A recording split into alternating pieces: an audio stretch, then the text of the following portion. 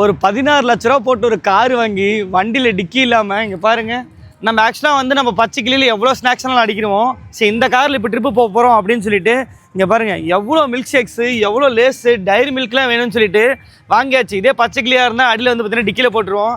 தாரை வாங்கிட்டு டிக்கி இல்லாமல் எப்படி எப்படிலாம் அடிக்கிட்டு இருக்கிறதா இருக்குது. இப்போ இதெல்லாம் இங்கே அடிக்கிடுவேன். அடிக்கிட்டா வந்து பார்த்திங்கன்னா நம்மளுக்கு வந்து சீட்டி உட்கார முடியாது.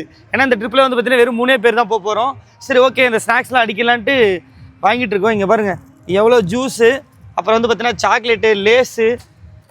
ஸோ அப்பா கிட்டத்தட்ட ஒரு 16 லட்ச ரூபா போட்டு வாங்கி ஒரு டிக்கி இல்லை அப்படின்னா ரொம்ப சங்கடமாக தான் இருக்குது. பட் வந்து தாரோட பர்ஃபார்மன்ஸ் வந்து பார்த்திங்கன்னா பயங்கரமாக இருக்குது. இன்னும் பச்சை கிளியாக இருந்தால் மைலேஜ் வரும். இந்த வண்டி மைலேஜே தர மாட்டுது. மைலேஜை பற்றி நம்ம அப்கமிங்கில் பார்ப்போம். இங்கே பாருங்கள் என்னென்ன வாங்கியிருக்கேன்ட்டு.